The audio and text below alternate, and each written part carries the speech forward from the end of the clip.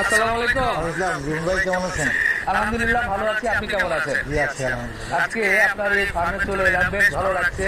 খোলামেলা অনেক লোকজন চলে আসছে, মনে হচ্ছে ঈদের একটা আমেজ, হাটের মধ্যে একটা আমেজ কিন্তু পাওয়া যাচ্ছে। এখানে ঢাকা থেকে এবং অন্য জায়গা থেকে আসছে গরু দেখার জন্য। জি। এবং অলরেডি আমাদের কিছু গরু বুকিংও হয়েছে আজকে। আচ্ছা আচ্ছা, এই যে রহমান এগ্রো ক্যাটেল ফার্ম, এটার বয়স কতদিন হলো এবং যাত্রাটা কিভাবে শুরু হয়েছে? আমাদের অলমোস্ট 2 বছর হয়েছে। আচ্ছা।